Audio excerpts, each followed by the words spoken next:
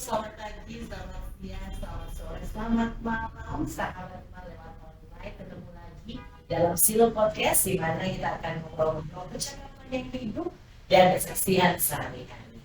Hari ini istimewa sekali di episode ini karena ada dua orang penting yang kita undang pada Silo Podcast hari ini akan memberikan insight pada saudara semua dari dua perspektif yang berbeda. Kalau tahu, masyarakat di Maluku ini sebenarnya punya satu value yang paling tinggi karena kita hidup di tanah yang mengajarkan kita banyak hal. Nggak rasa takut, tentang rasa pahit, bahkan bagaimana caranya berbagi. Dan hari ini bersama dengan dua tokoh agama yang berbeda, kita akan belajar tentang bagaimana bisa itu memperkuat rasa itu agar supaya segala sesuatu yang sifatnya berbeda ini bisa living in harmony, bisa hidup selaras dalam satu framework yang sama, yaitu Persatuan Indonesia. Hari ini kita akan membahas tentang merajut kasih, membangun damai, spirit orang bersaudara dalam hati Maluku bersama dengan dua tokoh agama dari dua filosofi yang berbeda. Ini sangat bangga sekali karena beliau bisa hadir di sini bersama dengan kita, ada Ketua MUI Maluku, Bapak Profesor Dr. Abdullah Pagi dan Pendeta Dr. Rudy Bahapin. Apa kabar Bapak-Bapak? Alhamdulillah, kita sholat. Ini siap Tetap semangat. Terima kasih. Ini kita temanya pagi-pagi by the way, saudara, jemaat semua pagi-pagi segar-segar, kita akan memberikan banyak sekali informasi kepada yang sedang menonton, bahkan yang bukan keluarga Peninsula yang juga menonton.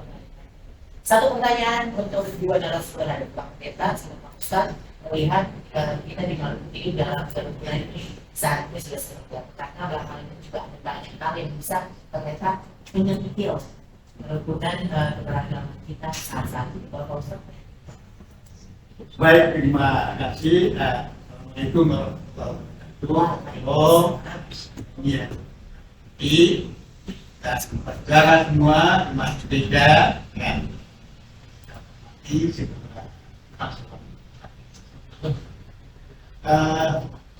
Menyangkut apa yang disampaikan tadi, mana kita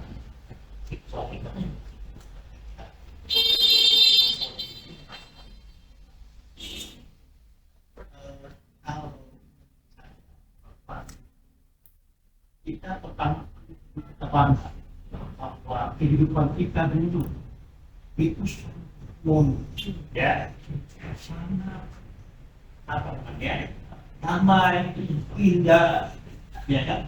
Ya. Antara satu dengan yang lain. Kalau kita ini dalam perbedaan, tanpa tempat dan sebagainya. Tapi di kehidupan kita ini sangat luar biasa. Kita dulu dilanda, dua ya, itu yang sangat kita tidak inginkan. Ya, semua kita tidak sedih. Tetapi kok tiba-tiba ya, analisa penelitian dan lain sebagainya, satu penelitian dan lain sebagainya, cuma faktor yang bisa menjadikan ya sehingga bisa dan itu akibatnya sungguh fatal. Ya.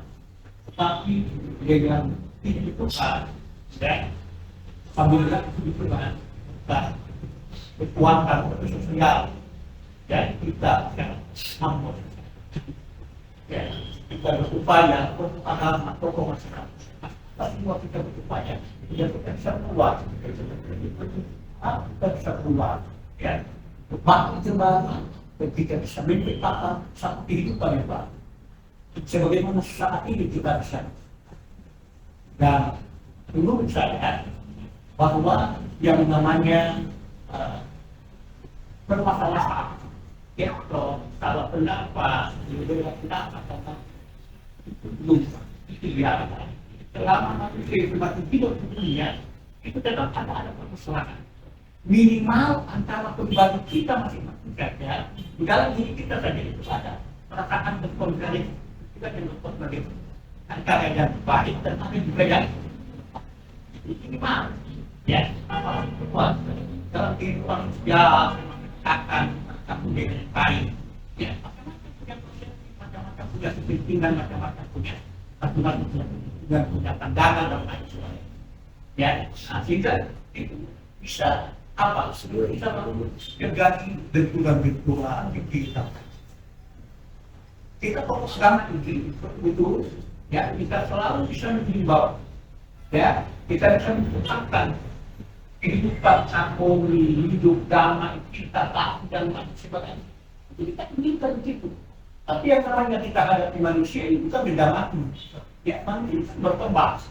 Ya setiap sangat berkembang, apalagi dengan teknologi sekarang ini itu banyak berkembang. Ya sikap dan perilaku manusia itu. Ya bahkan itu kan sapinya juga tergabung. Tapi bagi orang yang beriman, yang tentu akal sehat, dan dia betul-betul dalam bidang-bidang agama, ya insya Allah Tuhan itu tidak mudah untuk dia bisa terpakati, tidak mudah untuk terkenal dalam itu. Saya melihat bahwa situasi kehidupan kita saat ini, alhamdulillah begitu kan, sudah semakin membaik, ya semakin membaik. Ada pun terjadi cerita-cerita, ada pun terjadi pikiran tertentu. Itu memang biasa. Ya, itu kita tidak bisa untuk dibilang.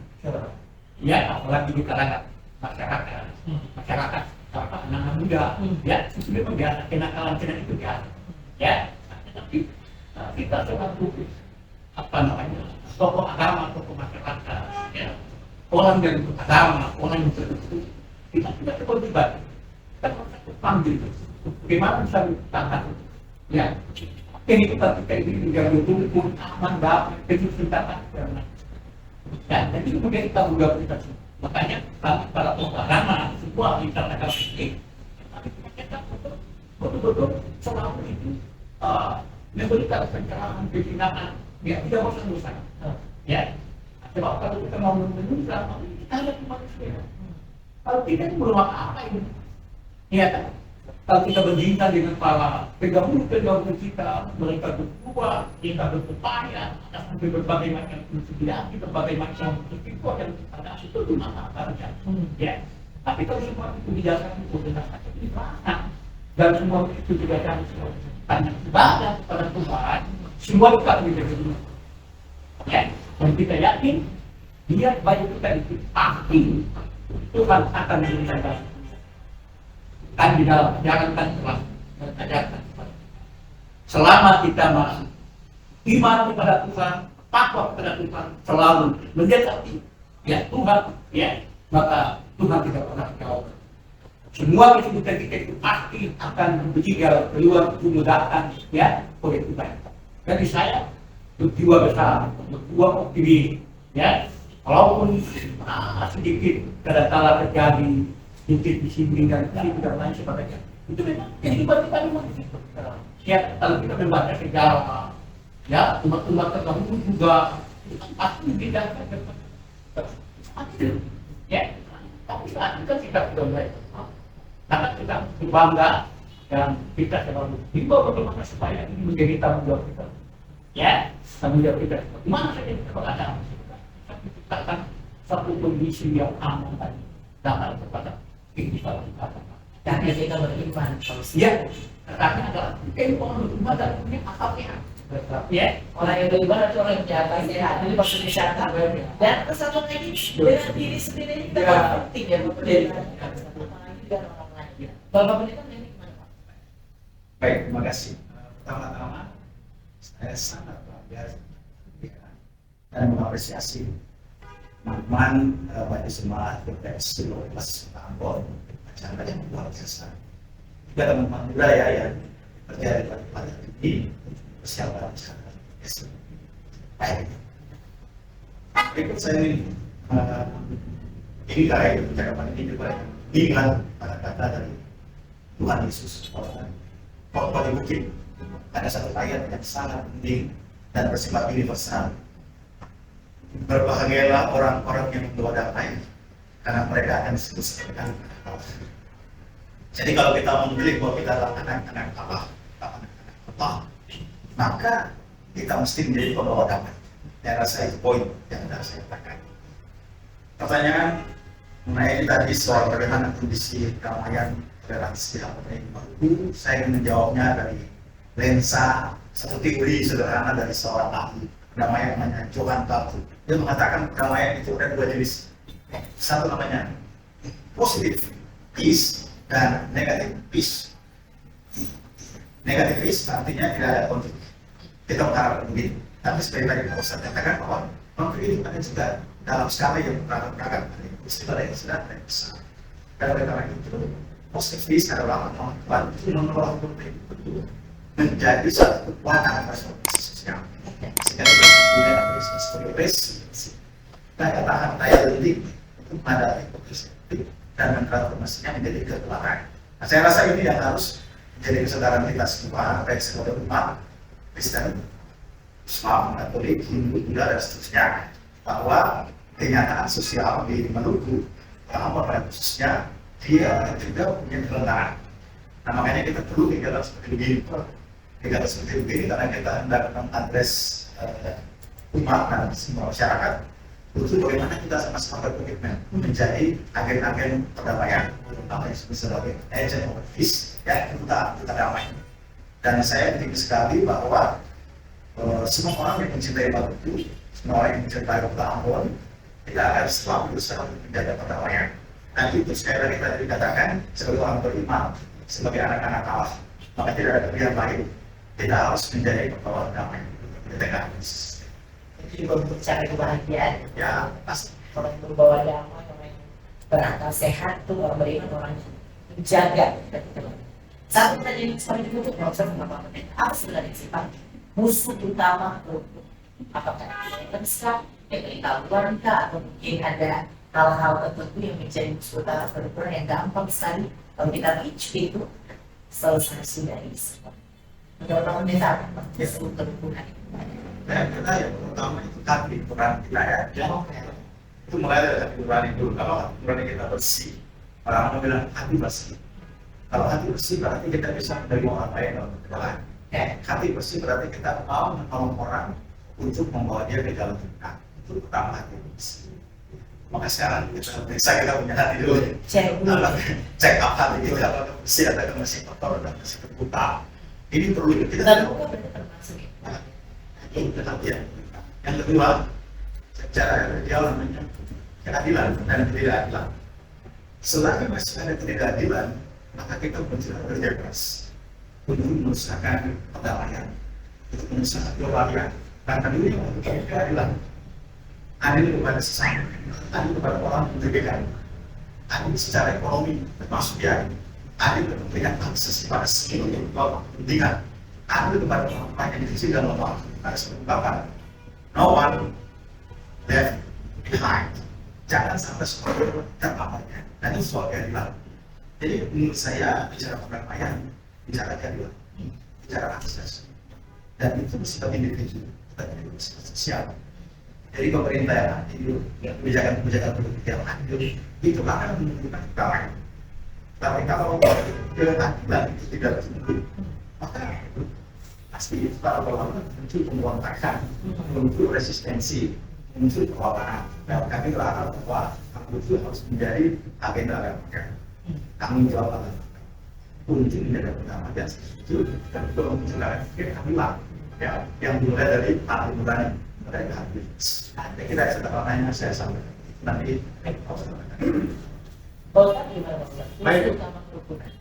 Ya, Musuh utama kerukunan. Baik, saya yang pertama kali saya sampaikan, ya, karena itu dari agama, ya, bahwa itu mulai dari, ya, kalau dalam teologi Islam, ya, bahwa dalam kita ada sigung pagani, bila mana sigung pagani baik, maka baiklah seluruh tubuh kita manusia dan kehidupan kita. Tapi kalau bila mana si pagani itu rusak, maka tubuh kita ini menjadi rusak dan kehidupan kita juga akan si pagani itu ada. Ya, maka apa yang disampaikan oleh Pak Ketua itu memang ini istilah kesamaan daripada teologi kita bahwa yang pertama sekali kita kita bisa menata, dibina, karena diperbaiki. Ya, ya. Karena tidak semua orang punya hati yang sehat. Kalau orang sambung kita, hati tidak hati ya, ini, ya, ya. Walaupun ceritanya itu dia beribadah hebat, sholatnya hebat, ibadahnya hebat, ya. Tapi kadang-kadang, kadang-kadang kita bisa kita bisa membatasi tangan kita, mata kita, mulut kita dan hal-hal. Tapi kadang-kadang kita tidak mampu bisa menjaga. Ya, dan kalau sudah rusak, hati kita sehat, maka itu bisa membawa akibat kehidupan kita di bagaimana. Sebagai satu contoh saja, harus ada orang yang tinggi, dan dendam, ya. Dendam kalau bisa mencapai tingkat itu, maka dia bisa membungkam. Ya. Kalau teologi Islam juga mengatakan, kalau kita ini beribadah, buat kebaikan sebagai langit dan bumi pun, ya. Tapi kalau kita itu masih menimbang akhlak, sentimen, tingkat, ya, maka itu salah. Dan urusan kita itu tadi semua ibadah kita juga salah. Dan bisa aman-aman ibadah kita. Tetapi kita tidak salah. Yang apa? Dengan selalu menjaga ide beragama. Maka yang pertama sekali tadi saya sepakat, ya, terlebih dalam budaya agama, ya, gimana kita bisa mengelola, bisa memperbaiki, ya, hati kita, ya, masing-masing kita menilai hati kita ini, ya, dalam keadaan sakit atau tidak, dalam keadaan penyakit atau tidak. Kalau orang itu dalam hati dan keadaan aman damai, kepada siapa saja, ya, akan mengeluarkan apa, bersinar, ya, dan terbentuk dalam dia kita perilaku kita sesama hubungan hidup dia kembali dan tidak pernah kita ambil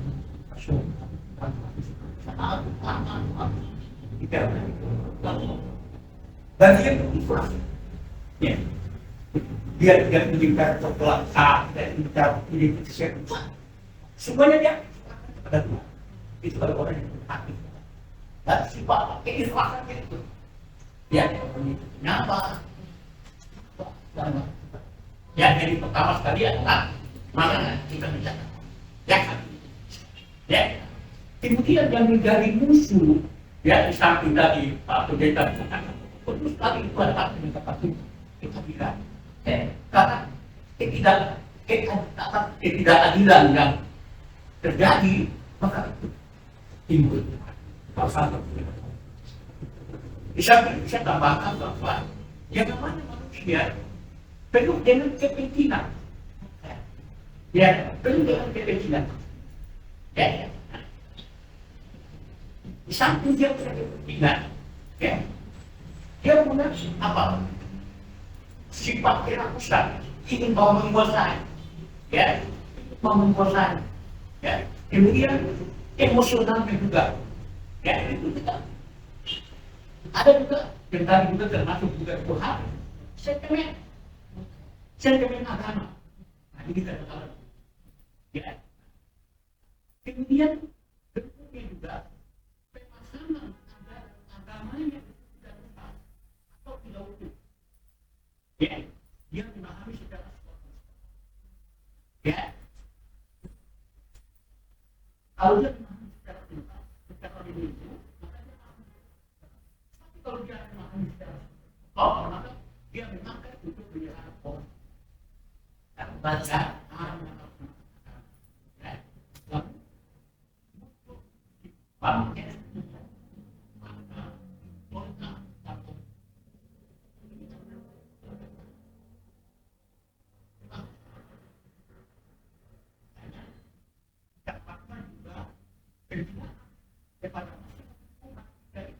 itu secara, ya,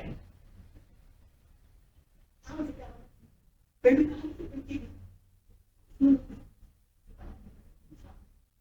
kita tidak menuntut akal. Ya, ya.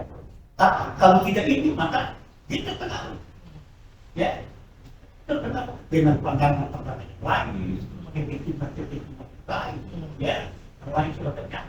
Sehingga dia bisa menciptakan satu kondisi dalam kita. Tapi satu orang itu tidak bisa tahu, aku tidak tahu. Kemudian dia bertahan itu muslimah dari Islam, ya, tidak bisa Islam, tidak bisa Islam, beda.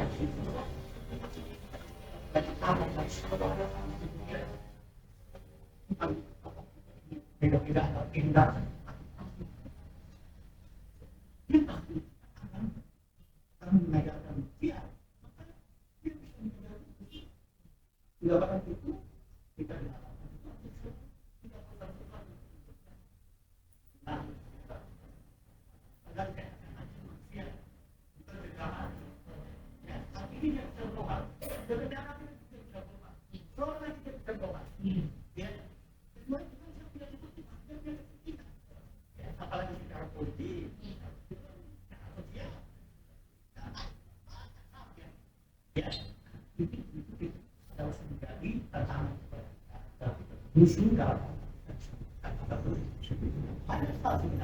Tapi sebenarnya tidak selesaikan dengan satu ya, kita bersama. Saya menjaga hati.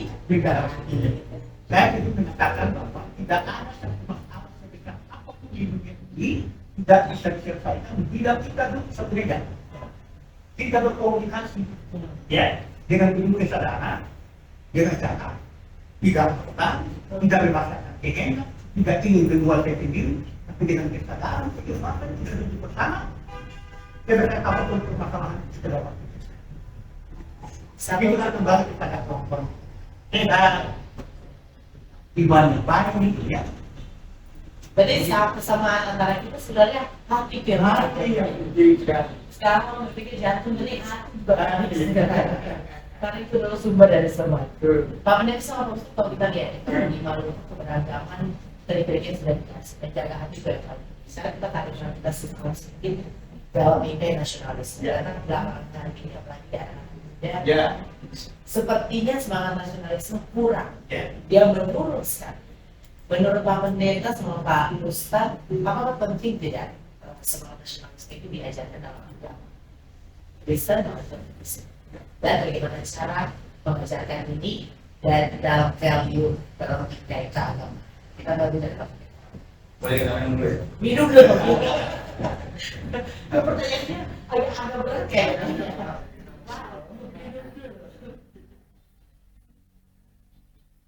Di membangun masyarakat Indonesia atau Indonesia, kira itu pernyataan yang panjang sekali. Sekarang membangun sejarah ya, bahwa orang itu hidup dalam sebuah kehidupan kebangsaan kita harus diaplikasikan. Yang kedua, kebangsaan itu sesuatu yang dikonstruksikan. Kita sesuatu yang jadi berjaya. Dia sebuah proses. Terus Indonesia adalah sebuah proses. Ya, dan oleh karena itu kita bersama-sama terpanggil menjadikan Indonesia.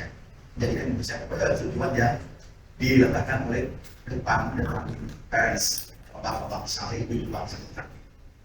Dan nanti Pak Ustadz bicara dari perspektif seperti sebagai gereja, peristiwa gereja Kristen itu kita sudah membangun dasar teologi kebangsaan.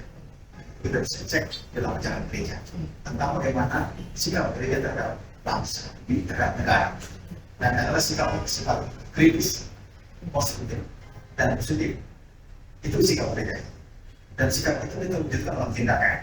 Ya, saya ingat bahwa satu waktu kemarin Nada Jadi Menurut Islam Belajar Indonesia mengatakan kita tidak hanya membutuhkan ajaran yang benar atau ortodoksi, tapi kita juga butuh tindakan yang benar atau ortopraxis. Nah, oleh karena itu yang kita bicarakan memang harus kita implementasikan.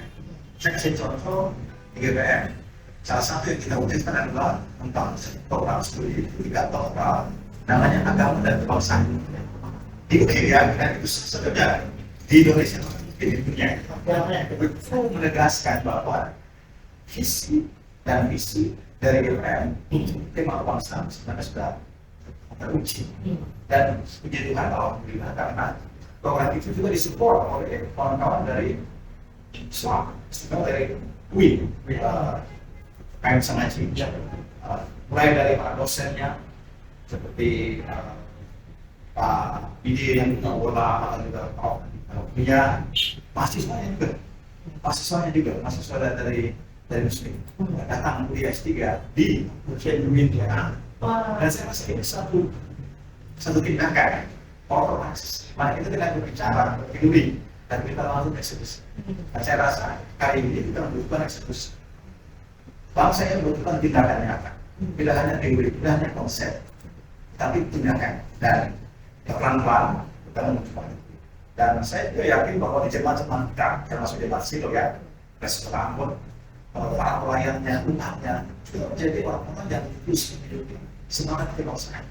Ya, jadi dia tidak hanya sebagai egois, dan dia juga bagus, dia memakan lagu kepada masyarakat. Itu adalah jemaat. Itu adalah orang-orang muda datang muda PKM. Mereka itu konsisten untuk masyarakat kebangsaan. Ya, bahkan sampai ke tingkat yang paling basis yaitu sekolah minggu. Nah, negara sekolah minggu sejak dini kita sudah di dua kurikulum di sekolah minggu sudah juga diletakkan kecintaan besar dan tanggung jawab pada bangsa. Jadi secara sadar gereja PPM dalam hal ini terus menjadi pelopor dari bangsa. Jadi saya mau pastikan bahwa di situ kita sudah selesai. Tinggal kita berjalan bersama. Kita merawat bangsa ini sehingga dia menjadi warnanya. Karena apa yang kita menjadi bangsa kalau kita tidak sejahtera? Untuk apa kita menjadi Indonesia? Kalau kemudian kita dimanapun menderita, saya rasa ini juga yang tadi sudah menjadi kritis. Profetik. Kita harus pernah menjadi soal kematian pada bangsa kita juga. Bahwa bangsa ini juga harus mencari kesejahteraan seluruh warganya dari Sabang sampai Merauke, dari Miangas sampai Merauke. Dan itu saya bilang keadilan seluruh bangsa. Dan itu harus kita lakukan. Dan itu menjadi panggilan saya, orang tua saya ini akan ada bersama-sama. Kita harus berbeda, saya kira. Ya, BEM sudah nomor satu ini katanya. Semakin apa belajar tentang negara nasionalis. Ya, di dalam agama Islam, hukum wata minat iman. Kita tanah air adalah sisi bagian daripada. Ya, itu satu nilai yang betul. Kita tanah air adalah bagian daripada. Yang berikutnya, kita bisa melihat dan mengamati bahwa Pancasila, ya, mulai sila pertama sampai sila ke-1 itu tidak bertentangan dengan ajaran agama yang ada di dunia. Tidak ada, tidak bertentangan. Ya, itu menunjukkan kepada kita bahwa agama juga menentukan untuk kita komit kebangsaan. Kita hidup dalam negara kesatuan republik. Merupakan komitmen kita untuk kita menjaga.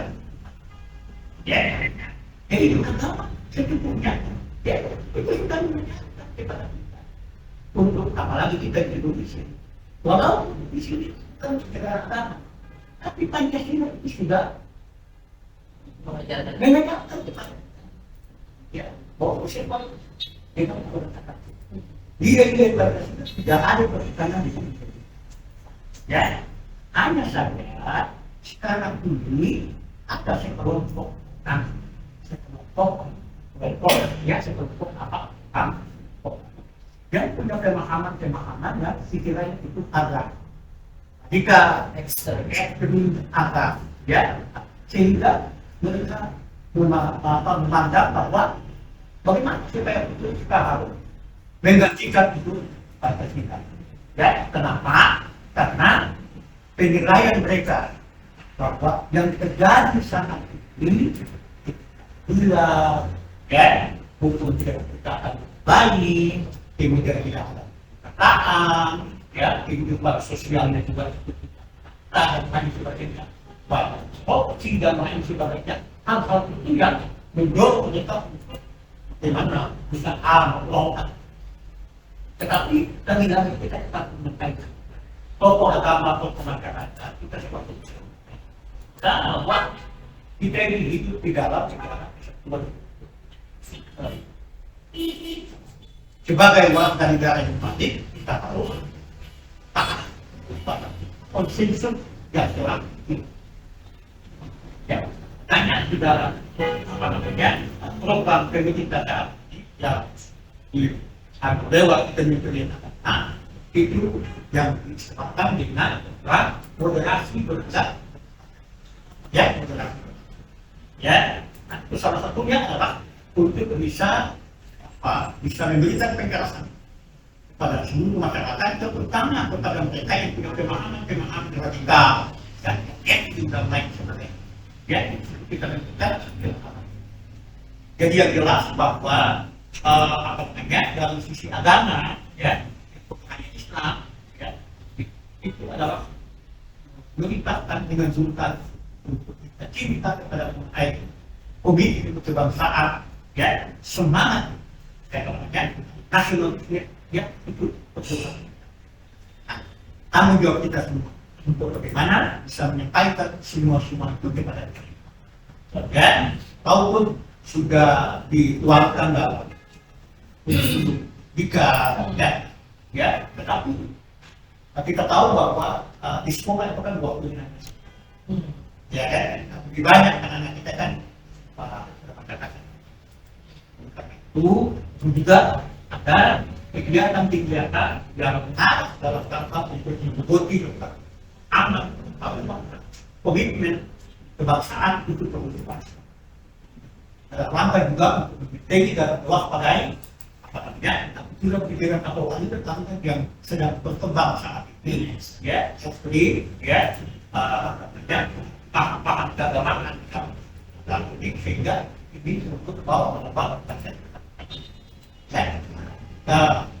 ada suara ini tentang diri makan dan itu selalu bekerjasama dengan desa paham. Oke. Ya, itu. Ya, terperangkap pada kemudian kelompok radikal sehingga ketika tahun 2023 itu ada sekitar 33 orang yang mereka melepaskan banyak kembali kepada kita. Kita itu di pada pimpinan ya, itu dalam tanda bagaimana kita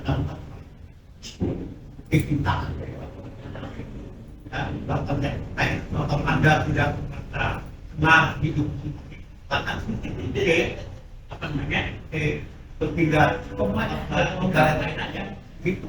Lalu saya juga sedikit menyampaikan juga ada kalian organisasi yang baru saja muncul 2-3 tahun belakangan. Lalu kalian ingin untuk mau mendirikan negara baru, berapa, ya, menggantikan Pancasila, ya, negara kita, ya, itu semua kalian berminta. Di mana kalian punya wilayah, ya, masyarakatmu di mana, ya, kan kita memiliki masyarakat. Katakan negara Indonesia besar, kekuatan yang luar biasa, ya. Kalau kalian tidak terpaksa, maka itu sama dengan kalian ingin untuk mati bawah. Kayak dengan apa yang kita tulis, kita bawa untuk berpikir secara deep, ya, berpikir semangat. Kalau itu kita dapat, kalian tidak mau menerima itu namanya Pancasila, soal itu bertentangan dengan mana kan sudah besar. Sila pertama sampai sila kelima itu adalah ajaran kamu tidak ada, maka kalian tidak bersama yang perlu aku coba dan buat saya sampai dengan menyampaikan dengan nada yang tetap. Jadi sebenarnya juga mulai dari kita ya. Iya. Nilai tidak terlepas dari Pancasila. Yes. Obrolan kita kayaknya sudah sampai di ujung kok dari episode gak merasa ya. Tidak merasa sudah sampai di ujung.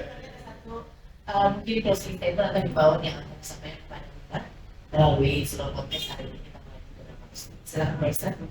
Baik, ya, terima kasih dan untuk menghadiri khidmat kita pada hari ini saya himbau kepada kita semua, kepada masyarakat semua, dan termasuk untuk ya, mari kita perbaiki hati kita ya untuk semua bergaul dengan semua masyarakat ya, karena kita adalah satu umat ya, saudara ya, dan sehingga kehidupan kita bisa dalam baik kita kasih itu perlu kita wujudkan dalam kehidupan, jangan hanya dalam kasih kita saja, jangan hanya merupakan konsep, tapi perlu kita wujudkan ya dalam sikap dan perilaku kita. Dan menuntut kepada bagaimana kita membangun ya kehidupan yang damai. Ya, kedamaian itu dalam merupakan kebutuhan primer dalam kehidupan. Ya, kemudian juga kepada bagaimana kita lebih mempererat ya persaudaraan kita sebagai apa namanya Maluku ya yang ingin kita istilahkan dengan saudara teman-teman kita menciptakan satu kehidupan ya antara saudara kita interaksi sosial kita bersama kehidupan yang sama. Kan yang saya sampaikan dan kita sudah begitu mengharapkan doa semoga usaha kita, upaya kita ini senantiasa letak di kita Allah Taala juga kita melindungi. Ya, Assalamualaikum warahmatullahi wabarakatuh. Salam. Baik, terima kasih. Saya kutip dulu saya pendapat dari teolog Hans Kuhn. Dia mengatakan bahwa tidak ada perdamaian dunia tanpa perdamaian antar agama dan tidak ada perdamaian antar agama tanpa bekerja sama dengan agama. Jadi saya mau katakan bahwa mari kita bergabung lintas agama, lintas budaya, lintas gender dan sebagainya. Yang kedua, saya menaruh kehormatan sebut kepada semua sini yang berbicara tentang pemerintah. Ayo kita menjadi berbagai siluet lain kemudian siluet itu dengan agama ya memang di dalam harus kelas kita sudah bikin diri kata namanya bikin hidup bersama dengan swasta pasti mari kita rawat kita kembangkan ketemu majelis semangat kata muda dan kita sama-sama para remaja juga ya anak-anak mari kita sama-sama belajar perdamaian karena perdamaian itu sesuatu yang mulia yang harus kita ciptakan bersama dan dia harus kita rawat dan kita kembangkan. Tantangan kita pasti ada. Kita juga berharap bahwa pemerintah negara menyatakan program-program yang adil, yang setara bagi semua supaya harmoni itu bukan kata-kata saja. Tapi harmoni itu sesuatu yang kita alami, yang kita rasakan. Karena kalau itu terjadi, maka rasa cinta bangsa itu semakin kuat. Kita semakin lemah rasa cinta kepada bangsa kalau kemudian hal yang kita harapkan sangat jauh dari yang kita harapkan. Jadi sekali lagi pada kesempatan ini saya memberi apresiasi buat ini dan juga teman-teman dari belakang layar ya teman-teman dari seksi pengembangan komunikasi staff. Saya bangga teman-teman pelayan punya event dan jemaat Silo basis Kota Ambon sudah bekerja satu hal yang penting bukan saja bagi gereja tapi bagi kemanusiaan, bagi persaudaraan, bagi masa depan. Terima kasih. Terima kasih ya. Tuhan memberkati Pak Pendeta. Pak Ustadz terima kasih juga sudah hadir di sebuah kebanggaan hari ini Slow Podcast bisa ngobrol dengan Bapak-Bapak. Semoga apa yang disampaikan hari ini oleh Pak Ustadz dan Bapak Pendeta Rudy Rahabian bisa juga memperkuat iman kita, sahabat iman lewat online. Satu hal yang paling penting dari semua obrolan ini, jagalah hatimu agar supaya segala sesuatu itu aman dan terkendali. Nanti kita bertemu lagi dalam Slow Podcast berikutnya dalam topik yang sangat dan menarik. Kira-kira apa? Tunggu saja episode selanjutnya sahabat iman dengan online karena Slow Podcast percakapan hidup dan kesaksian sehari-hari. Sampai berjumpa. Shalom. Wassalamualaikum warahmatullahi wabarakatuh.